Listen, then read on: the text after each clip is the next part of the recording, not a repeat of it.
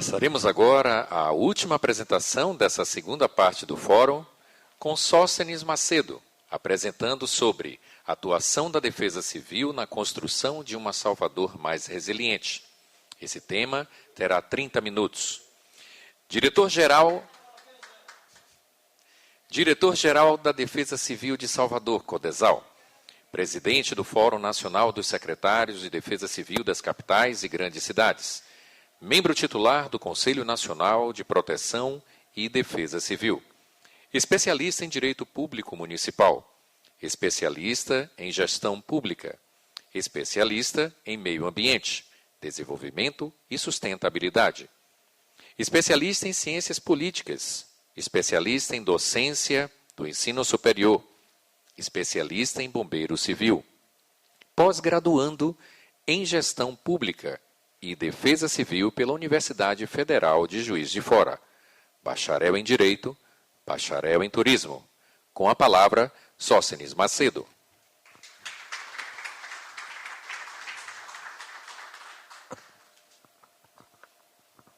Muito bom dia a todas, muito bom dia a todos. Caramelo, bom lhe ver aqui. Vi meu amigo Frank mais cedo, ele que foi contemporâneo de época do movimento estudantil da Universidade de Salvador. À época eu fazia turismo ou administração, não me recordo ao certo. A área acadêmica sempre me encantou e nos ajuda muito na vida pública. Motivo que estou aqui nessa manhã, convite do presidente Cláudio, do nosso Sarte e de demais outros tantos palestrantes que abrilhantaram esse encontro. Me deram a difícil tarefa, Coronel Júlio, competente e oficial do Corpo de Bombeiros Militar da Bahia, meu querido amigo secretário Ivan Euler, secretário de Sustentabilidade da nossa Prefeitura de Salvador, de fazer esse último bate-papo com vocês. Até porque, Valesca, falar de defesa civil, como o Sidney Furtado, que é membro do nosso Fórum Nacional e é o secretário da Defesa Civil de Campinas, aqui já bem apresentou, transpassa por todas as outras matérias aqui já trazidas, exceto pelas construções em madeira, que eu tenho certeza que já, com a nova possibilidade de fazermos aqui também construções em Salvador, a gente vai poder discutir também com as nossas edificações que estão em risco, edificações históricas da nossa capital. Eu vou tentar ser o mais breve possível, haviam me concedido 30 minutos, mas eu acho que pelo adiantar da hora a gente pode tentar dar uma acelerada. A atuação da Defesa Civil de Salvador na construção de uma cidade mais resiliente.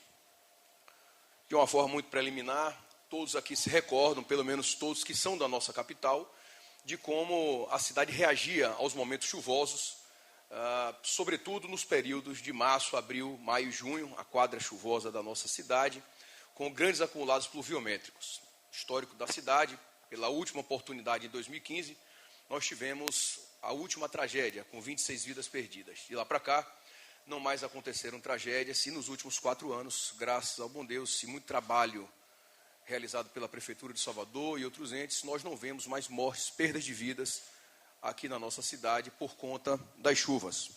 A cidade, e aqui eu observei alguns outros apresentadores, alguns outros palestrantes falando do mapeamento. Em 2004, nós utilizávamos o Plano Diretor de Encostas, o PDE de 2004, como ferramenta basilar para as nossas ações, o que ficou, obviamente, arcaico por se tratar de uma peça rígida, sem a flexibilidade do movimento de uma vida real. Aqui todos que estão nessa sala, de uma forma ou de outra, interagem com o mercado imobiliário, então sabe da nossa vida fática das pessoas, não só do mercado formal, mas também das áreas da nossa cidade que não passam. Se a apresentadora anterior, mestre em Engenharia Hidráulica pela USP, falava da dificuldade de fazer construções regulares por conta do problema hídrico, imaginem vocês na parte pobre da cidade, onde nós não temos estruturas de saneamento básico ou hídrica, enfim, que possibilitem algum tipo de ordenamento e segurança para esses munícipes. Então, a cidade ela é viva, ela cresce rápido. Eu costumo brincar, claro, de forma lúdica, mas um tema muito sério, com os colegas do uso do solo, de que ao piscar dos olhos, num feriado, num fim de semana, São João, Carnaval, algum momento em que as atenções do poder público estejam voltadas para essa outra atividade, nasce uma nova cidade. Eu fui subprefeito do subúrbio ferroviário e das Ilhas de Salvador, uma área muito pobre na nossa capital, e dessa forma que eu aqui explanei.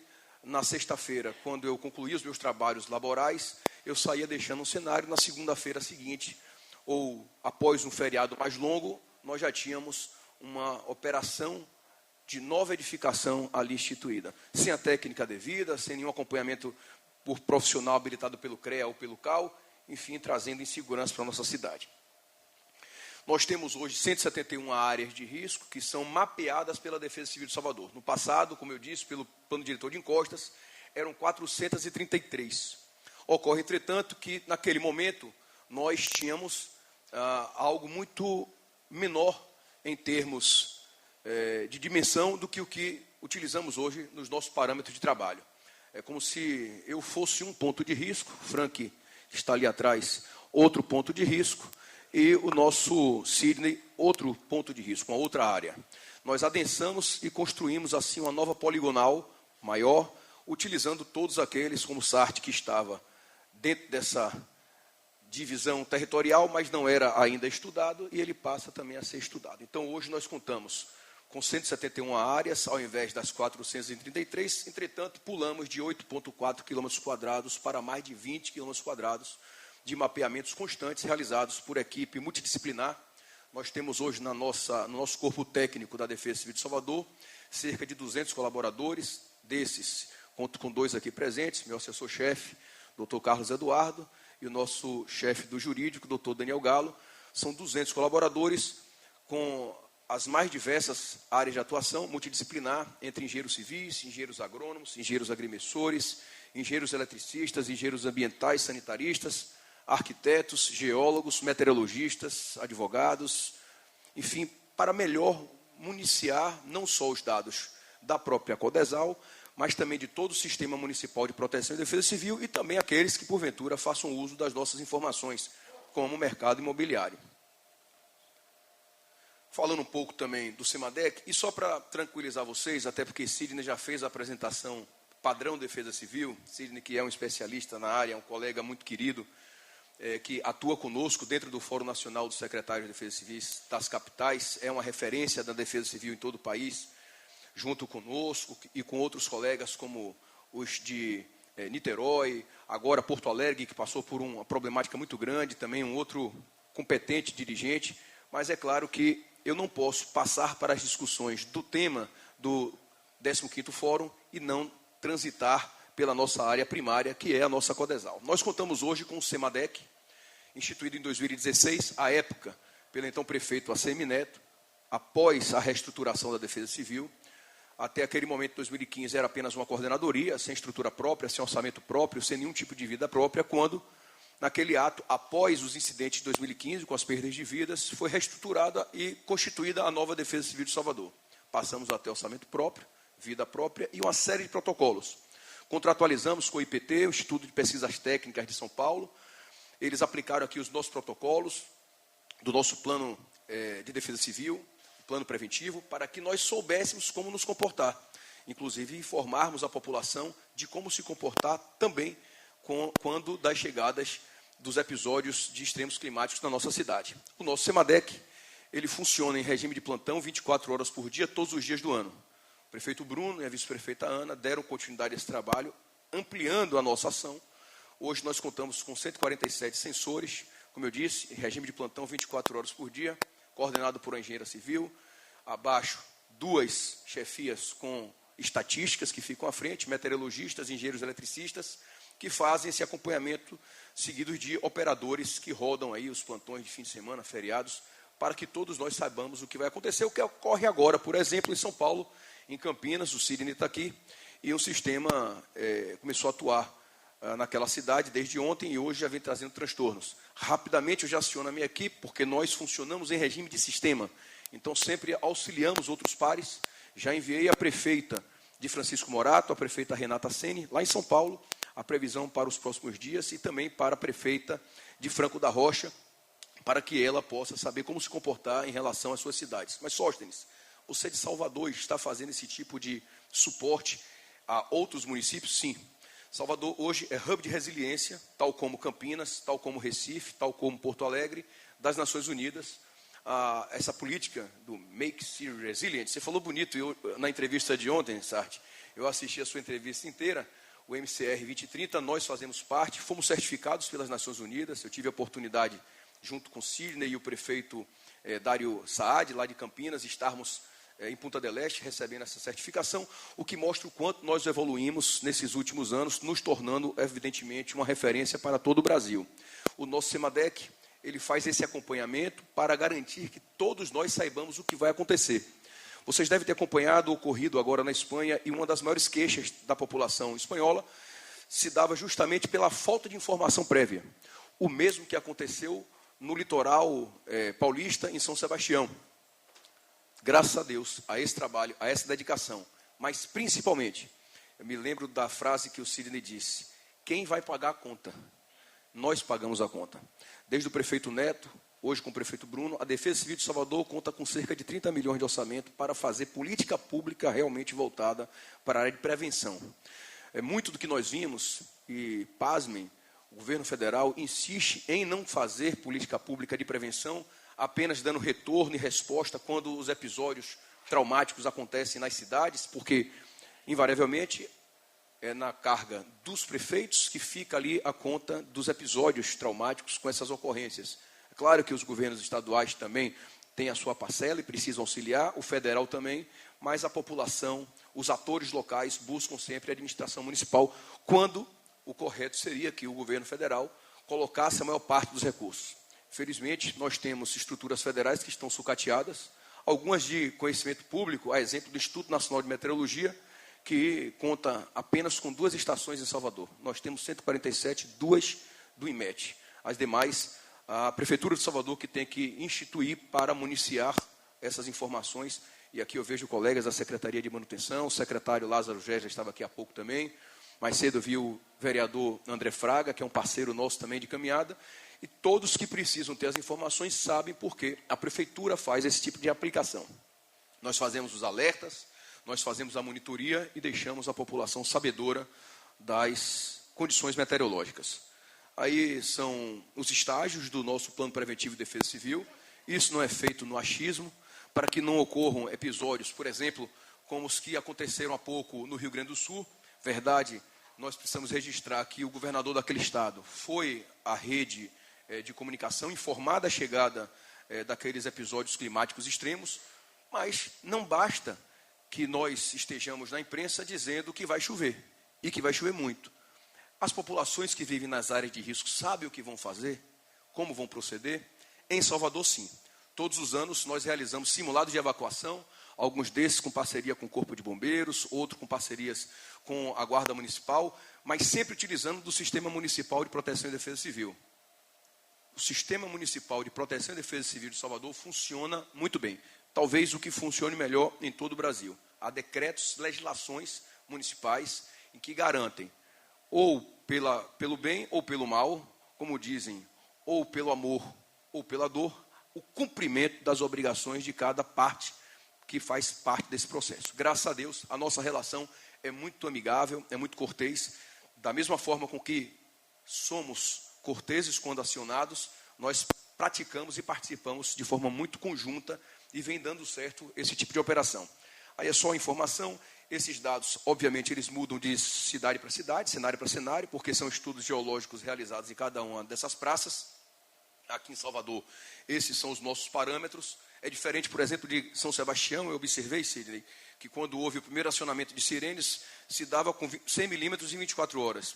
Nós não acionamos sirene com 100 milímetros em 24 horas, nós precisamos de 150 em 72 horas, com a continuidade de chuvas fortes, muito fortes, por mais 24 horas, e também com a avaliação de cenário que é feita por nossos engenheiros civis, ambientais e geólogos, a fim de observar se há algum tipo de mudança no cenário nessas localidades já previamente estudadas como de risco. Temos também, e eu convido a vocês, caso queiram receber os nossos informes, enviar um SMS com o CEP para o 4099.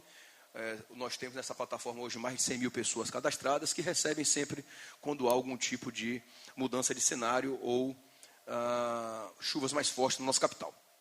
Aí vem a virada de página, efetivamente, da nossa realidade de anterior insegurança e hoje de ações de prevenção. nós também viramos referência no Brasil e no mundo com certificações e publicações nacionais e internacionais pela capacitação dos moradores da nossa cidade, principalmente aqueles que vivem nas áreas de risco de Salvador. Os NUPDECs, que são os Núcleos Comunitários de Proteção e Defesa Civil, nós já temos quase 100 áreas da nossa capital, comunidades que são constantemente capacitadas. Então, fazemos a primeira capacitação e, na sequência, fazemos o fortalecimento para mantermos os vínculos com aqueles líderes comunitários que têm ali a pretensão de ajudar a sua região, a sua comunidade. No período da pandemia, obviamente, pela ausência presencial das aulas da nossa rede municipal de ensino, nós implementamos um programa novo que entrou no Banco de Boas Práticas da Secretaria Nacional de Proteção e Defesa Civil, SEDEC, que é o NUPDEC Mirim, capacitando crianças e jovens até 15 anos para que eles possam internalizar uma nova cultura de prevenção e defesa civil. O PDCE, que é o Programa de Defesa Civil nas Escolas, nós já temos na nossa capital mais de 10 mil crianças capacitadas. É efetivamente um número grandioso. Eu desconheço em qualquer outra cidade brasileira algo que chegue perto disso. O último episódio que eu acompanhei foi no Encontro Nacional dos Secretários de Defesa Civil das capitais em Curitiba, em que a cidade de Joinville foi premiada, porque eles tinham lá 7 mil crianças capacitadas. Nós já chegamos a 10.500 aqui em Salvador. Ainda ontem capacitamos mais 2 turmas de 35 na nossa sede. E agora, pela noite, nós fazemos o PDCE-EJA para jovens e adultos, no contraturno também, ampliando essa nossa malha de relação com as populações que vivem nessas áreas. Como eu falei mais cedo, nós temos os simulados de evacuação, são realizados anualmente, para que não só os moradores daquelas comunidades que contam com o sistema de alerta e alarme, como também para que os atores que fazem parte do sistema saibam como se comportar. Ora, uma coisa é Sóstenes passar pelo meio desse corredor, ele limpo, aberto, cumprimentar aqui o senhor, tudo bem? Muito amigo do seu filho, viu? E eu retorno para cá, para o meu ambiente de apresentação. Outra coisa é quando há escorregamento de terra e esse espaço que, no momento ordinário, era de simples trânsito, ele deixa de ter aquela mobilidade. Como é que o Corpo de Bombeiros vai fazer a ação de salvamento, que é matéria deles, não é nossa? A nossa entra na sequência. Como é que os outros atores, como a turma da saúde, a turma da guarda municipal, ou mesmo do trânsito, se esse material escorrer para a pista, vai poder se comportar? A Secretaria de Manutenção, se houver vegetais que tombem e que precisem de remoção, ou mesmo a Limpurbe. Então, observe que esse cenário ele é alterado no momento de crise, e tudo isso é estudado por uma coordenação que nós temos de avaliação de cenários de risco, que é dada por engenheiros civis, engenheiros de segurança e geólogos, para esses locais que já temos os ensaios aqui na nossa cidade. Então, todos os anos, esses simulados são realizados. A Secretaria de Educação, por sua vez, recepciona nas salas de aula, com café da manhã, com almoço, com jantar. A de promoção social faz o seu papel, concedendo o auxílio aluguel, levando os colchões, os travesseiros, os lençóis. Percebam que nós não temos nenhuma ação aqui individualizada. Não tem super-homem aqui na operação de defesa civil. O ex-secretário nacional de defesa civil, o coronel Alexandre Lucas, de Minas Gerais, muito amigo nosso, ele sempre dizia: CODESAL é o órgão, defesa civil é um sistema. Eu sou o diretor-geral da Defesa Civil de Salvador, da CODESAL, mas a defesa civil somos todos nós. É quem estiver no processo, é quem fizer a sua parte, é quem possibilite que a solução seja alcançada. Então, isso tudo é feito anualmente para que nós todos saibamos como nos comportar. Passando agora já para a resiliência, Sarte.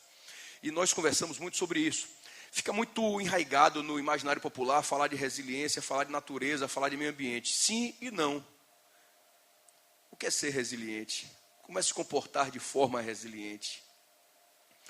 A Geomanta ela chega em Salvador como alternativa de resiliência para comunidades que vivem em situação de risco, mas que o método tradicional, ordinário da confecção, da contenção da encosta, demorada, cara, não era viável para todas as localidades. O poder público não conseguiria ter braços imediatos para dar soluções a tantas frentes.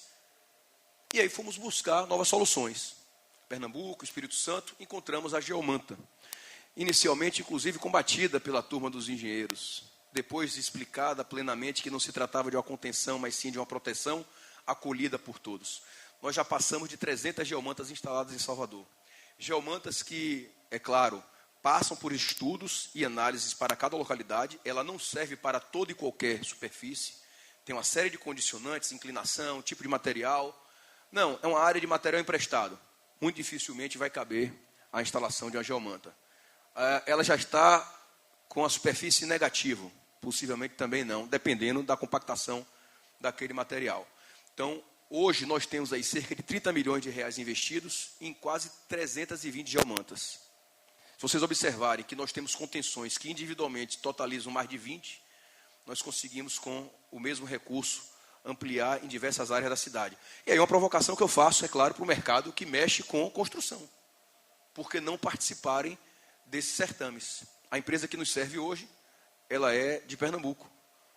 A anterior também. A anterior trabalhava em Pernambuco, no Espírito Santo, a atual em Pernambuco e em Minas Gerais. Então, também, como aqui o palestrante anterior, que falou das edificações em madeira, é uma área que pode ser expandida e utilizada na construção civil, porque não é um, nem são dois os prédios dos senhores, as construções que são feitas, que, por vezes, têm que investir para executar uma contenção que poderia ser resolvida ou com retaludamento, ou com um solo grampeado verde, ou mesmo com uma geomanta que tem um custo infinitamente menor. Me salve aí, Duda, 200, 250? 240 metros quadrados, em compensação que é utilizado para uma contenção ordinária, se fizer um paralelo, é muito mais elevado. Projeto Casarões. O Projeto Casarões ele foi iniciado aqui quando a gente assumiu a Codesal, em 2017. Hoje nós contamos com cerca de 3 mil casarões catalogados, georreferenciados, todos esses dentro do Mapas Salvador, o QGIS. É só clicar em cada um dos pontos que nós observamos a vida de cada uma dessas edificações. E percebam, tudo que está aqui, eu estou vendo que algumas pessoas estão fazendo foto, tudo mais, podem fazer, mas está à disposição, não só no site, mas aqueles dados mais detalhados na nossa sede. Então, todos os nossos dados são abertos para estudos, pesquisas. Não é raro quando estudantes de mestrado, de doutorado, vão em busca dessas nossas informações na sede da Codesal. Obviamente, só a exigência de fazer o uso da fonte do nosso órgão. Após o Projeto Casarões, que a gente começou em 2017, eu me vi num episódio fático de... O pessoal não está mexendo, tá? Estou tentando aqui, ó. Acho que a bateria foi. De incêndio. Me recordo que foi um sábado de manhã. Eu não sou atleta naquele dia, inventei de fazer uma corrida. E fui postar no Instagram. Porque quando o cara não é, ele posta, né? Então eu postei, porque dizem que... Ó, parou de vez agora. Postei e o então superintendente da Transalvador me disse: vá trabalhar, rapaz, porque está achando que não está chovendo, não tem trabalho. Eu disse: que foi, Miller? Meu querido amigo Fabrício Miller. Ele disse: rapaz, está pegando fogo no Cine 14, no Pelourinho. Peguei meu carro, desloquei para lá, não esperei nem o motorista chegar, coronel. O Corpo de Bombeiros já estava fazendo combate. O Corpo de Bombeiros estava fazendo combate, mas faltou água na viatura do Corpo de Bombeiros. Primeiro ponto. Segundo ponto, eles foram acionar o hidrante local. Não tinha pressão. Como eu coordeno o sistema municipal, cabe a mim, como órgão de articulação, como o nome sugere, articular com as demais áreas de atuação naquele episódio. Pedi a Limpurb que enviasse um carro-pipa. Enviou. Chegou lá, tinha um Corsa Wind vinho estacionado na esquina, não permitindo a entrada do carro-pipa para auxiliar o Corpo de Bombeiros.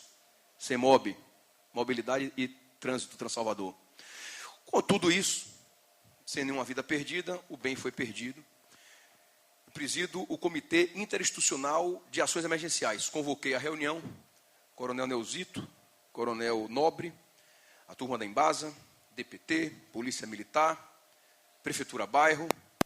Convidamos a época o CAU, o CREA, e fizemos uma reunião. A gente precisa resolver isso. O Pelourinho e o prefeito Bruno fala sempre: toda e qualquer cidade do mundo que não cuida do seu centro histórico, a sua cidade não está cuidada. E Bruno tomou a decisão de fazer do Centro Histórico de Salvador uma referência diferenciada. Mas lá atrás, em 17, Neto ainda prefeito, nós fizemos essa convocação e começamos a construir o plano de contingências do Centro Histórico de Salvador. Participação de diversas organizações, a 4 mãos. Fizemos um workshop no Teatro Gregório de Matos, 150 profissionais das mais diversas áreas, Alguns aqui já citei, bombeiros, DPT, Polícia Militar, Guarda Municipal, Prefeitura Bairro, CREA, CAU, todo mundo. IFAM, IPAC, para que saíssemos com a peça com um valor. Você tem como voltar? Por favor? Obrigado. Tá bom. É legal. Esse aqui volta. Então, só para a turma entender. Tá? Onde? Aqui. Então, fizemos essa peça. Ela já foi entregue ao presidente do IFAM nacional, Leandro Grais, o local, Hermano, ao vice-presidente da República, Geraldo Alckmin, e outras autoridades. O primeiro plano de sítios históricos, plano de contingência de sítios históricos do Brasil, feito aqui, made em Salvador. Motivo de orgulho para todos nós, para que nós tenhamos na nossa capital o nosso bem histórico, nosso patrimônio histórico. Todos os nossos planos estão no site, tá? É de consumo público. Esse prédio que estamos agora é um exemplo disso. Esse prédio foi notificado pela Codesal, como o prédio da frente também, são 2 edificações, passaram por essa transformação. Aqui embaixo tem um museu, que é o acervo público, tem a Secretaria de Cultura, o secretário Pedro Torinho fica aqui também, esse auditório que nós estamos agora, mais adiante a Secretaria de Infraestrutura, a Fundação Manuel Ferreira, um pouco aqui atrás o Museu da Música, quer dizer, Casa da Música da Bahia, que eu só chamo de museu. Então, todas essas edificações, a CECIS, do secretário Ivan, também foi uma edificação que já tinha sido notificada no passado, são cerca de 10 secretarias de órgãos aqui instalados, a SEMAN, aqui na região do comércio. Então, com o afã de buscar trazer para a nossa área histórica o retorno da vida econômica, social, para que nós não percamos, assim, nosso patrimônio, nosso bem histórico, que é tombado pela Unesco. Seguindo um pouco adiante, como eu disse a vocês, todos esses estão aí georreferenciados, tem aí esses pontinhos, cada pontinho é uma edificação com um nível de risco, mapa de calor de risco de incêndio, mapa de calor de risco de desabamento, então cada uma dessas edificações tem um estudo próprio, todas elas contam com um relatório que especifica toda e qualquer situação, se quem convive nela é o proprietário, se é um ocupador irregular, morador de rua que ali adentrou, e aí nós tentamos buscar soluções sociais, buscar a Secretaria de Promoção Social para que ele receba um aluguel e saia dali. Então, por vezes, algum proprietário nos procura para saber em que pé está, mas rigorosamente serve como base de dados para vocês do mercado, para a própria prefeitura, com políticas públicas, como eu vou falar mais adiante, programas que visam justamente soerguer esse mercado da região do nosso Centro Histórico de Salvador. Aí nós constituímos a elaboração do mapa de risco de desabamento, como eu falei, o mapa de calor, mapa de risco de incêndio, acessibilidade, rotas de fuga, brigadas de incêndio, todas essas foram constituídas em parceria com o Corpo de Bombeiros, a conclusão do plano de contingência e a realização de simulado que fizemos aqui ao lado no Museu da Música da Bahia. Eu vou passar um pouco já para a área da resiliência, citei mais cedo aqui o Sidney, que é o precursor como cidade certificada pela ONU como hub de resiliência. Salvador foi ano passado, foi a 3ª cidade no Brasil, hoje só temos 5, são apenas 10 na América Latina, a nossa capital é uma dessas 10, é uma das 5 brasileiras. Nós tivemos na plataforma de redução de riscos no Uruguai, em Punta del Este, e ouvido o presidente daquele país, nós ouvimos, de que a gente tem o mau hábito de quantificar desastres e não de quantificar êxito. A turma da construção civil tem isso com mais tranquilidade, porque tem a plaquinha dizendo há 200 dias sem incidentes, sem acidentes, há 300 dias. O prefeito Bruno falou muito isso na campanha. Eu sou o primeiro prefeito da cidade que vai terminar, com fé em Deus, os 4 anos sem nenhuma morte por conta das chuvas. A gente precisa quantificar êxito. A gente precisa quantificar quantas edificações, como o Museu do Mar, feito pelo engenheiro, velejador, empresário Aleixo Belov, que tirou uma edificação que estava em risco e transformou aquilo num belo equipamento cultural para a nossa cidade. A gente precisa quantificar essas coisas. A gente precisa melhorar a nossa forma de atuação junto à nossa cidade. Formamos também ali, naquele momento, o nosso fórum de secretário de Defesa Civil, o Sidney estava presente também, e outros que ali se encontravam. Passando para a estratégia de resiliência, claro que a gente atua com muita profundidade, mas aqui eu sou pequenininho, perto do especialista, meu amigo Ivan Euler, que é precursor nessas ações, junto com o vereador André Fraga, que foi secretário à época. Eu tenho que ficar aqui, né? Para poder ver, fazendo a leitura. nós fizemos não só essa estratégia, mas também o PEMANC, que é um dos primeiros do Brasil. Hoje, você tem o PDDU, que é obrigatório, é constitucional, mas nós temos políticas públicas que são necessárias. O PEMANC é uma delas e o PMRR é outra. O PMRR é uma ação nossa de defesa civil, que é o nosso Plano Municipal de Redução de Riscos. Conversávamos ontem que pouquíssimas cidades brasileiras contam com o PMRR, Salvador conta, e que nós atualizamos constantemente. Nós temos um sistema de gestão e defesa civil que é um dos mais bem elaborados de todo o Brasil. Quando recepcionados, e Sidney falou de que deixou de utilizar a ferramenta do 99 como interface direta com a população e passou para a central do 156. Nós fizemos isso aqui também em 2016. Não é fim, é meio. Eles recepcionam as ligações, lançam no nosso sistema de gestão e defesa civil e a partir daí nós realizamos todos os procedimentos, vistorias, encaminhamentos para os demais órgãos, secretarias. E o PEMANC também tem essa pretensão. Essa constituição do PEMANC, ela se dá com audiências públicas, com a participação popular, com especialistas. E aí, Ivan, eu vou deixar para você falar que nós precisamos fazer o quê até 2049, Ivan?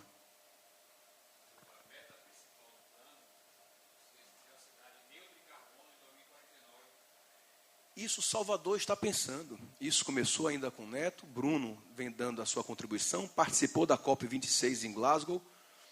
A 29, eu estou achando que vai ter pouca gente, porque é a COP30 que vai realmente fazer uma grande transformação nessas discussões.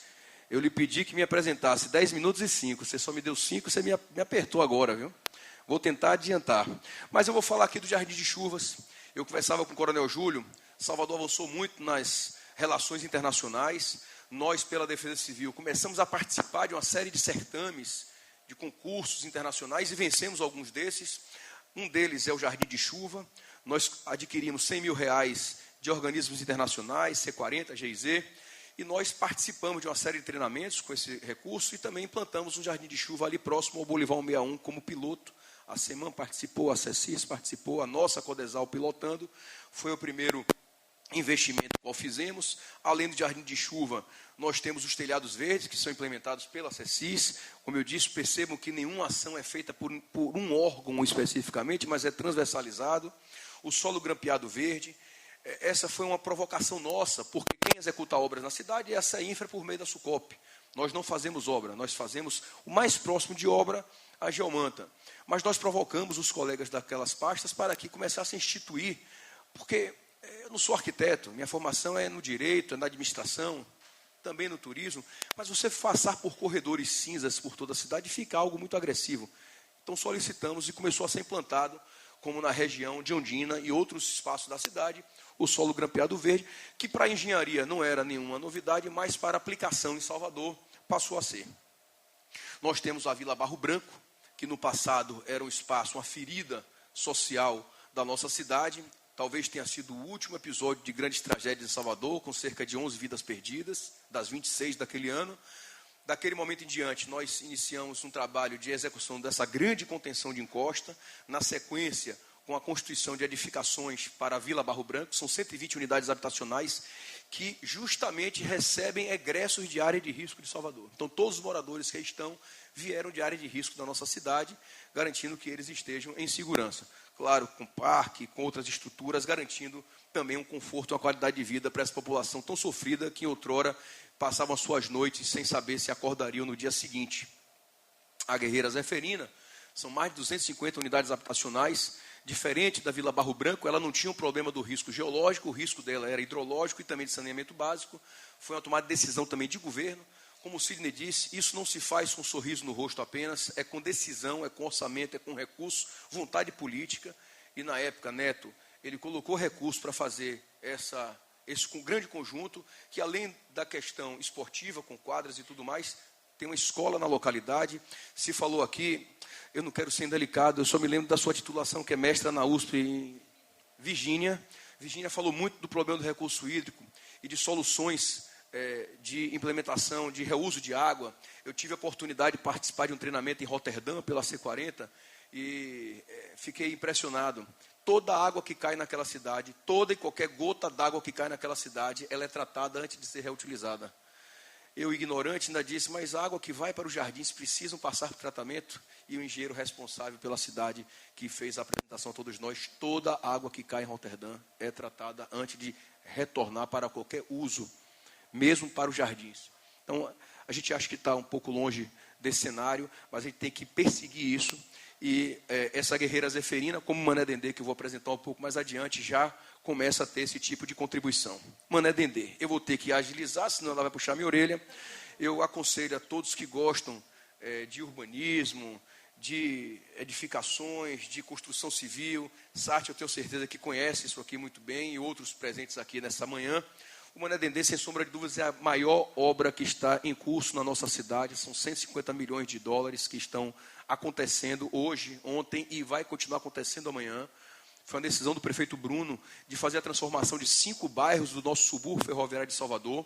São milhares de unidades habitacionais, não é retórica de gestor público, de político, são milhares de unidades habitacionais.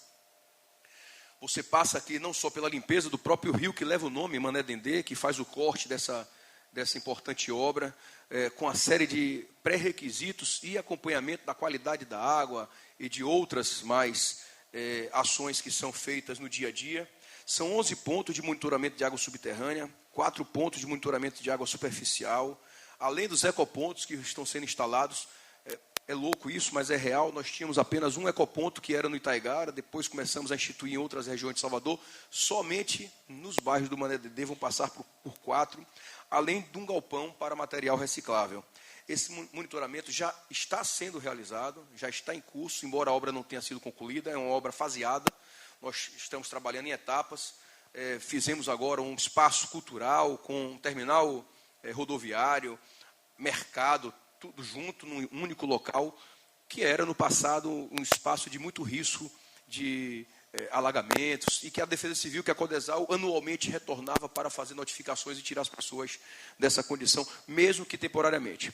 O IPTU Verde, todos que estão aqui já devem conhecer bastante. Sartre e Cláudio são parceiros na construção desse IPTU Verde, junto com o André, com o Ivan, com o João Reste e outros mais aqui da nossa CECIS. O prefeito Neto sempre foi um entusiasta do assunto, da matéria. Eu me recordo, Ivan, quando André ia discutir em reunião de secretariado com o Neto, tanto o IPTU Verde quanto o amarelo, e aí André, com aquele jeito dele mais debochado, mais relaxado, menos formal, Neto, a gente precisa aumentar o percentual aí, vamos botar uns 20% aí para o IPTU Verde. Você lembra como era o jeitão do rapaz?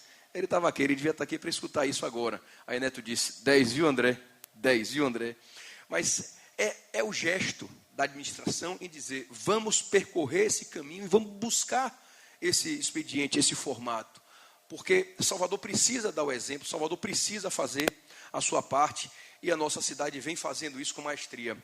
Eu acho que já caminhando para o final, eu vou falar um pouco do Renovacentro, porque no briefing que nós fizemos na videochamada, eu pedi a autorização do nosso coordenador do 15º Fórum, que gentilmente autorizou, para que a gente pudesse fugir um pouco somente de falar, que já é importante demais, do meio ambiente. Falar do Renovacentro. Resiliência é tratar disso tudo. Eu falei logo desse prédio que nós estamos, eu falei do prédio da CECIS, eu falei do prédio da CEINFRA, eu falei do prédio da CEMAN. O elevador Lacerda está passando por reformulação, está sendo agora climatizado. Todos esses casarões do frontispício, a CEMAN fez ali uma melhoria de fachada, mas a gente precisa avançar ainda mais, e a prefeitura vem fazendo isso, só para chegar aqui com o Renovacentro, com incentivos fiscais agressivos. Eu desconheço isso em qualquer outro lugar do Brasil. Vocês são do mercado imobiliário, tem que se aprofundar nisso mais e mais a cada dia, para fazer uso desses benefícios fiscais, seja no ITV, seja no IPTU, no próprio ISS, mas por fim, eu vou ler para não falar errado. 50% do valor da aquisição do imóvel residencial na forma de carta de crédito, ou 50% do valor investido em obras para a construção, reforma de unidades residenciais e não residenciais, com limite de 50 milhões por um ano e 500 milhões no período total do programa. Não é brincadeira isso. É você colocar o seu investimento da aquisição da edificação, de zerar o que tem para trás, o passivo daquela edificação, você ter 50% do que você vai produzir para frente, para poder gerar naquele equipamento um retorno social e econômico. Eu desconheço isso em qualquer local do país, e isso é resiliência. Você pegar um prédio desse, fazer um retrofit e colocar hoje uma manhã de figuras notáveis que estão aqui discutindo a melhoria da cidade, mas também discutindo o negócio, também discutindo o avanço tecnológico, como foram as casas aqui apresentadas por Nicolás, que estava aqui com a gente também, Nicolaus. Então, essa revitalização do centro histórico já vem passando pelos incentivos da prefeitura, a instalação do hub, que está aqui bem pertinho da gente, das docas, e de tantas outras ações que nós estamos fazendo no centro histórico da nossa cidade. É uma provocação a vocês, investidores, que atuam no mercado, para que possam ampliar ainda mais essa atuação aqui no centro histórico da nossa cidade. Programa de habitação, a Fundação Mário Léo Ferreira, Tânia Scofield, não uma vez, mas algumas, nos solicita a vistoria para buscar a condição de risco de cada uma dessas localidades, exemplo aqui nas proximidades do Pilar, para que ela possa fazer os programas habitacionais ou não, mas que possa revitalizar as áreas, seja na área da Gamboa, onde tem diversas edificações que estavam em risco também, e que o prefeito Bruno ali pensa nas estruturas de atracadouro, contenções de encostas, para garantir a segurança, mas também melhorar as ações dessas populações. Por fim, meus amigos, minhas amigas, agradecer a vocês que participaram conosco dessa atividade, mas, sobretudo, agradecer aqui ao SART, que conduziu tão bem com a sua equipe e seus parceiros esse encontro dessa manhã. Eu confesso que esses encontros são importantes para abrir a mente, mas que a gente não encerra aqui e agora. Temos que conversar sobre as questões hídricas da nossa cidade, temos que conversar sobre as construções, como aqui apresentada com a madeira. Por que não utilizarmos um espaço como aquele do Colón? Eu tenho certeza que você teve por ali, Caramelo, você comia ali o pernil, ali embaixo, espanhol que descia, comia o pernil e depois, às vezes, ainda ia tomar um chopp lá no Colón. E a gente vê um prédio daquele que fica atrás da associação comercial, depois notificado algumas vezes pela Defesa Civil. Nós notificamos ele em 2001. E aí tem a briga do proprietário do imóvel versus os donos do negócio. Não faz, não é hoje, é para depois. E o patrimônio histórico fica ali em ruínas, tendo que pedir autorização do IFAM para fazer a demolição da cota superior. Por que não utilizar o enmadeiramento daquele para fazer a sustentação da estrutura, da carcaça do que ficou da edificação das paredes e poder também, com autorização dos órgãos de tombamento, elevar ali a cota daquele prédio e voltar a ter uma finalidade social e econômica para a nossa cidade, um novo Colón, coisa que valha. Por que não utilizarmos, como foi o prédio de Renato Novis, que fica nas proximidades ali do elevador do Tabuão? Eu me lembro que eu recebi, os mais antigos aqui devem conhecê-lo, ele foi no meu gabinete umas 2 vezes pedindo ajuda. Sóstenes, me ajuda lá com o IFAM para ver se consegue a liberação de que a gente tire uma das faces para poder... Eu consegui viabilizar um negócio, porque como é hoje eu não consigo parceiro econômico para viabilizar esse negócio. Não foi um e não foram 2 os momentos que eu tentei fazer esse movimento. Mas se você vai demais, pode parecer algum interesse estranho. Então você termina se colocando na posição de gestor para não ter um problema de advocacia administrativa. Mas nos inquieta, nos angustia. Renato Novis morreu e não conseguiu resolver o problema do prédio dele ali na região do Tabuão. Então, vocês que são atores da economia da nossa cidade, da construção da nossa cidade, contem com a nossa Defesa Civil, contem conosco, contem com a Prefeitura, para provocar essas transformações necessárias no meio ambiente, mas, sobretudo, na resiliência no seu aspecto mais amplo possível, e que a gente possa fazer de Salvador uma cidade cada vez melhor para se viver. Muito obrigado, bom dia a todos.